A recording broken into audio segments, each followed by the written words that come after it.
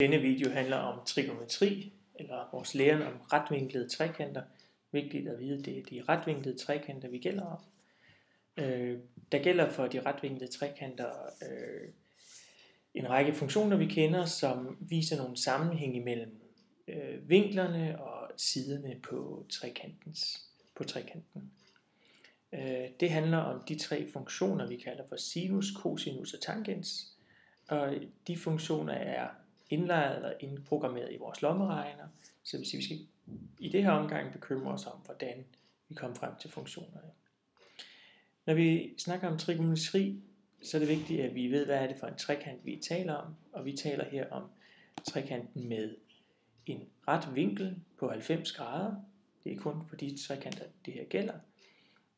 Og vi kalder da den modstående side til den rette vinkel for hypotenusen. Hypotenusen er altså så også i den retvinklede trekant den længste side. Og de to andre sider kalder vi for kateterne.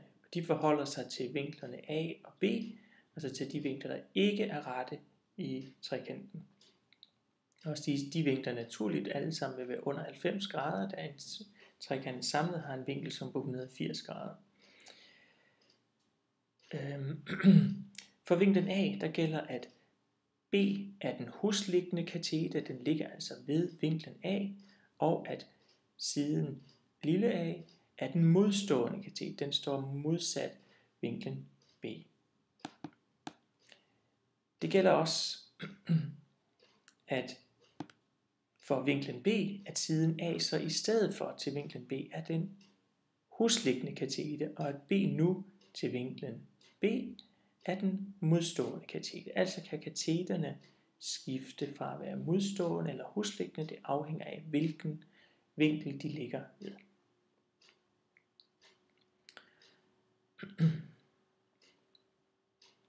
Hele udgangspunktet for at arbejde med trigonometri er, at vi kan løse en ligning med to ubekendte, altså at vi kender en trekant, hvor vi kender enten en af siderne og en vinkel, eller to af siderne, og dermed kan finde vinklerne. I det her tilfælde, lige for at gennemgå, hvad er det nu en ligning med en ubekendt ser ud, så kunne det for eksempel være sådan her, at 4 er lige med 3 divideret med x. Så har vi en ubekendt, den ubekendte her x, og vi kan ved at gange med x på begge sider, fjerne x'et på den ene side, altså på vores højre side, og for x til at stå på venstre side, så står der nu, at 4x er lige med 3, og dividerer vi med 4 på begge sider af lighedstegnet, så får vi, at x er lige med 3/4 eller 75. På den måde kan vi løse en ubekendt. Det ene af tallene, når vi arbejder med retvinklede trekanter, er sinus, cosinus eller tangensfunktionen. Det vil sige, at de tal, når vi trykker dem ind, vi kender vinklen A og trykker sinus til vinklen A på vores lommeregner, får vi et tal, og kender vi da, når det handler om sinus, den modstående kateter, kan vi altså regne os frem til længden på hypotenusen, eller siden C. Der gælder, og det er vigtigt, når vi arbejder med sinus og cosinus og tangens, så afhænger det af, om vi skal bruge den ene, den anden eller den tredje funktion, alt efter hvad er det for to ting, vi kender om den retvinklede trekant. Kender vi for eksempel den modstående kateter og hypotenusen og den modstående kateter her til A. Husk på, at B også kunne være den modstående kateter til A, så var det for vinklen B, så vil vi stadigvæk kende de to. Altså, kender vi den modstående kateter og hypotenusen, kan vi finde vinklen til A. Og man kender vi vinklen A og hypotenusen, kan vi også finde siden på den modstående kateter, længden på den modstående kateter. Så kender vi de to sider eller vinklen og en af siderne, kan vi altså bruge sinusfunktionen til at regne den ubekendte ud. Det er vigtigt her at sige, at vi kan ikke regne siden B ud, hvis vi kender vinklen til A og hypotenusen, ikke ved at bruge sinusfunktionen. Skal vi det, skal vi bruge cosinusfunktionen. Kender vi altså hypotenusen og den husliggende katete, kan vi bruge cosinusfunktionen. Så tager vi og siger, at den husliggende katetes længde divideret med hypotenusen C giver det samme som cosinus til vinklen A. Okay. For tangensfunktionen gælder det, at vi skal kende den modstående katete og den husliggende katete. Er det altså de to kateter, vi kender, eller vinklen, og en af de to kateter, og vi skal finde den anden katete, så kender vi for eksempel den husliggende katete til vinklen A, og vinklen A kan vi altså finde den modstående katetes længde.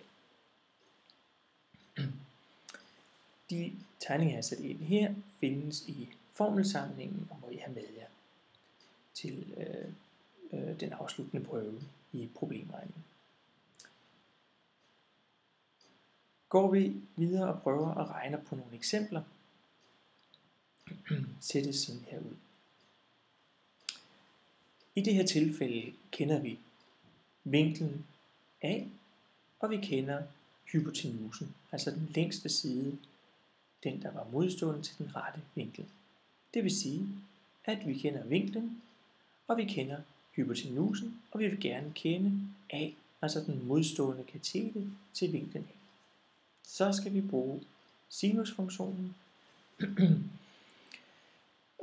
og vi kan starte med at sætte ind i vores sinusfunktion. Vi skriver altså sinus til vinklen A er lige med A over C.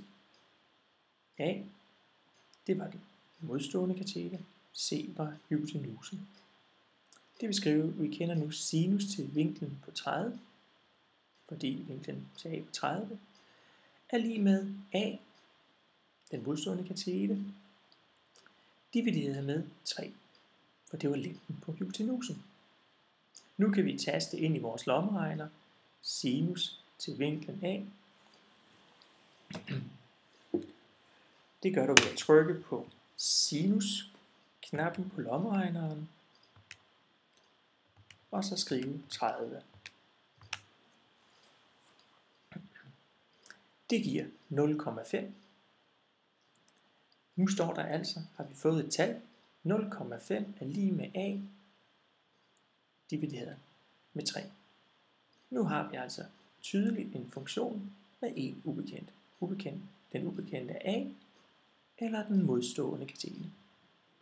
Og det kan vi forholdsvis nemt regne ud. Vi kan starte med gange med 3 på begge sider. Så står der 3 gange 0,5 og 3 gange A over 3. Og så ved vi, at når der står 3 både øverst og nederst i vores brøk, så kan vi fjerne tallet, for det giver ikke noget. Så kommer der til at stå, at 0, eller giver 1, og så står der 1A, at 0,5 gange 3 er lige med A. Det vil sige, at længden på A, eller den modstående katete, var 1,5.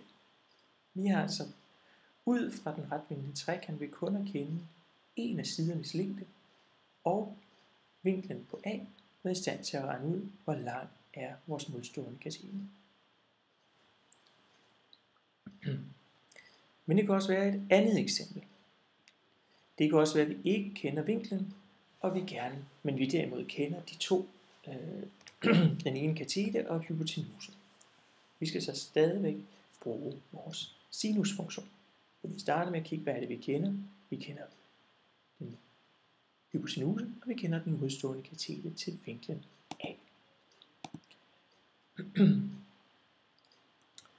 Nu kan vi altså bruge vores sinusfunktion igen. Så vi skriver sinus til vinklen A er lige med A over C. Sinus til vinklen A er lige med den modstående divideret med hypotenusen. Vi kender jo ikke vinklen A, den vi skal finde, men vi kender til gengæld den modstående katete, den var 1,5, og vi kender den hypotenusen, som var 3. Så der står nu, at sinus til vinklen A er lige med 0,5. For at regne den ud, skal vi bruge den omvendte funktion til sinus, som på lommeregneren hedder sinus i minus første. Og det gør jeg ved at trykke på den grønne second-knap, og derefter på knappen sinus, hvor der står sinus til minus A, eller sinus i minus første.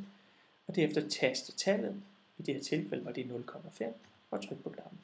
Gør vi det, får vi altså, at vinklen A er lige med sinus til minus 1, 0,5, og så står der, at vinklen A er lige med 30.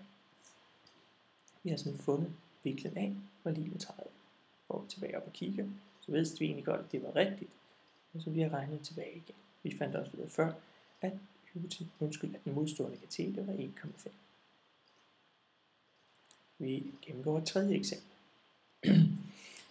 I det her tilfælde kan vi se, der kender vi vinklen, og vi kender den modstående kateter, og vi vil gerne finde længden af den hosliggende kateter. Det kan vi ikke gøre ved at bruge sinusfunktionen.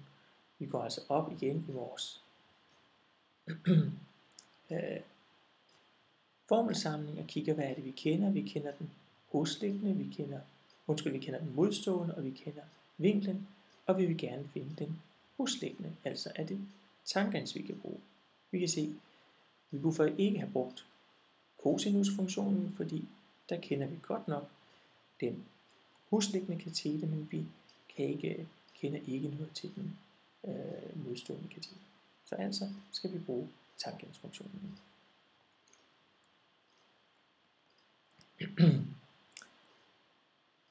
Tangensfunktionen hedder altså, at tangens til vinklen er lige med den modstående kateter, det var den her, divideret med den hosliggende kateter. Vi skriver ind her, vi ved nu, at tangens til vinkel 30, den kendte vi, er lige med 1,5, det var den modstående kateter, divideret med b, den hosliggende kateter. Vi taster ind på lommeregneren og finder ud af, at tangens til vinklen 30 er 0,577, det er så lige med 1,5 divideret med b. Det betyder, at vi ganger vi nu med b på begge sider, og vi kan løse det som en ligning med en ubekendt.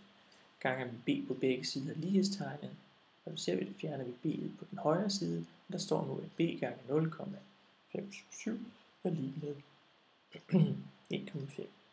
For igen at fjerne det, så dividerer vi med 0,577 på begge sider, og så kommer der til at stå, at b er lige med 1,5 divideret med 0,577, hvilket giver 2,6. Altså er længden af den hosliggende kateter til vinklen A 2,6. Det var en lidt hurtig gennemgang af funktionerne tangens, sinus og cosinusfunktionerne. Hvordan vi beregner med dem, det er altså et tastearbejde og et spørgsmål om at starte med at identificere, hvad er det, jeg kender, hvad er det, jeg gerne vil finde. Når man har de tre ting, kan man gå ind i sin formelsamling og se, hvilken af funktionerne er det, jeg skal bruge. Kender jeg for eksempel den hosliggende kateter og min hypotenuse, den hosliggende kateter og min hypotenuse til vinklen A, kan jeg altså finde vinklen A. Er det derimod længden på hypotenusen, og det er min modstående kateter, jeg kender, og vinklen, kan jeg bruge sinusfunktionen. Altså start med at identificere jer. Kig på jeres trekant. Hvad er hypotenusen? Hvad er hvad er modstående, og hvad er hosliggende kateter? Skriv det ned, og så kig på funktionerne. Hvilken af funktionerne kan jeg nu bruge? Det er altså et spørgsmål om, hvilken af siderne, 2 sider i trekanten, er det jeg kender, eller gerne vil kende længden på.